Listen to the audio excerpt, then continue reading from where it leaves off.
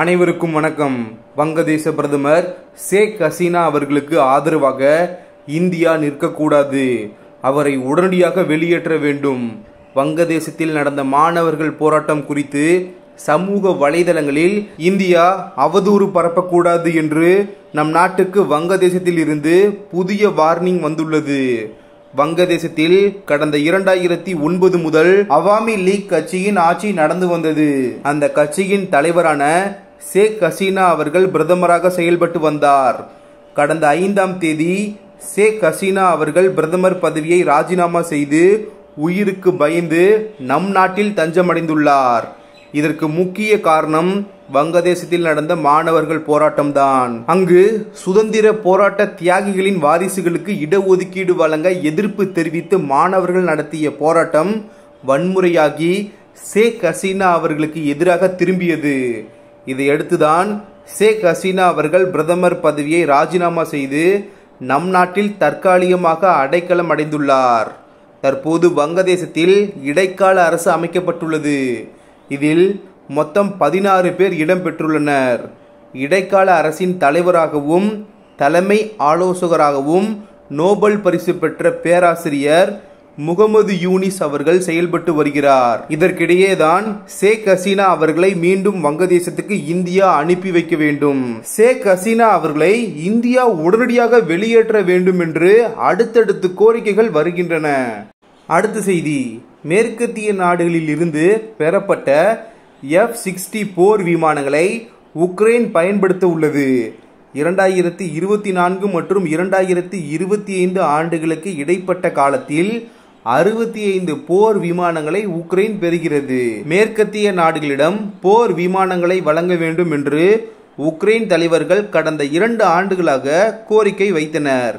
சில F-60 போர் விமானங்கள் உக்ரைனுக்கு வழங்கப்பட்ட சூழலில் ரஷ்யாவுக்கு எதிரான உக்ரைனின் படையெடுப்பில் பெரிய மாற்றங்களை இது ஏற்படுத்தலாம் என்று சில நிபுணர்கள் தெரிவித்துள்ளனர். இப்பொழுது உக்ரைன் F-60 போர் விமானங்களை பெற தாமதம் ஏன் என்ற கேள்விக்கான பதிலை பார்க்கலாம்.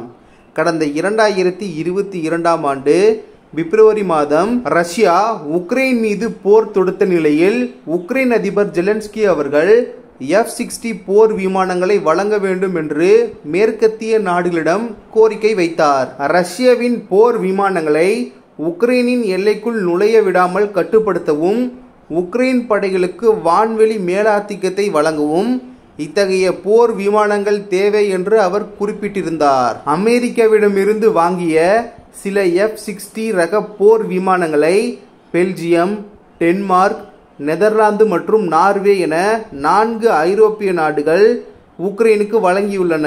இருப்பினும் உக்ரைனுக்கு இத்தகைய நவீன பலம் பொருந்திய போர் விமானங்களை வழங்குவது ரஷ்யாவுக்கு கோபத்தை ஏற்படுத்தும் என்று அமெரிக்காவின் அதிபர் ஜோ பைடன் அவர்கள் யோசித்தார். 2023ஆம் ஆண்டு ஆகஸ்ட் மாதத்தில்தான் இந்த போர் விமானங்களை உக்ரைனுக்கு வழங்க ஐரோப்பிய நாடுகளுக்கு அவர் அனுமதி வழங்கினார். ஏற்கனவே இருந்த F-60 ரக போர் விமானங்களை உக்ரைனுக்கு வழங்கியிருக்கும் 4 நாடுகளும் தற்போது தங்களின் விமானப்படையில் அதிக திறன் வாய்ந்த அமெரிக்காவின் அதிநவீன போர் விமானமான F-35ஐ பெற்றுள்ளன. முதல் தடவையாக 10 F-60 ரக போர் விமானங்களை ஜூலை மாதம் இறுதியில் உக்ரைனுக்கு வழங்கப்பட்டிருக்கலாம் என்று நம்பப்படுகிறது. மொத்தமாக 65 போர் விமானங்களை உக்ரைனுக்கு தருவதாக மேற்கத்திய நாடுகள் உறுதியளித்துள்ளன. அவற்றில் சில இந்த வருட இறுதிக்குள்ளும், மீதமுள்ள விமானங்களை 2025ஆம் ஆண்டுக்கு இறுதிக்குள்ளும் வழங்கப்படலாம் என்று எதிர்பார்க்கப்படுகிறது.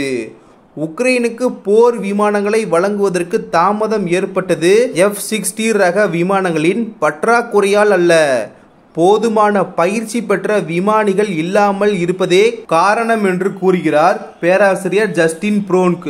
ராயல் யுனைடெட் சர்வீஸ் இன்ஸ்டிடியூட்டில் லண்டனை மையமாக கொண்டு செயல்படும் இராணுவ சிந்தனை குழுவில் இவர் பணியாற்றுகிறார். ஒரு விமானி இந்த போர் விமானத்தை இயக்க குறைந்தது 4 முதல் 5 மாதங்கள் பயிற்சி பெற வேண்டும். அந்த போர் விமானத்தில் உள்ள அனைத்து தொழில்நுட்பங்களையும் அறிந்து கொள்ள பல வருடங்கள் கூட ஆகலாம் என்கின்றார் ஜஸ்டின் அவர்கள். உக்ரைனின் நூற்றுக்கணக்கான விமானிகளுக்கு மேற்கத்திய நாடுகள் இத்தகைய பயிற்சிகளை ஒரே நேரத்தில் வழங்கும் என்று அந்த நாடு எதிர்பார்த்தது. ஆனால் அவர்களிடம் அத்தகைய வசதிகள் இல்லை என்றும் அவர் கூறினார். அடுத்ததாக F-60 ரக போர் விமானத்தை உக்ரைன் எப்படி பயன்படுத்தும் என்ற கேள்விக்கான பதிலை பார்க்கலாம். F-60 ரக போர் விமானங்கள் 1978ஆம் ஆண்டில் பயன்பாட்டுக்கு வந்தன.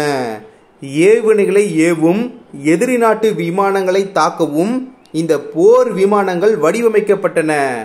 எதிரிகளின் எல்லை பகுதியில் தாக்குதல் நடத்தி தரையில் முன்னேறி செல்லும் படையினருக்கு இந்த போர் விமானங்கள் உதவுகின்றன.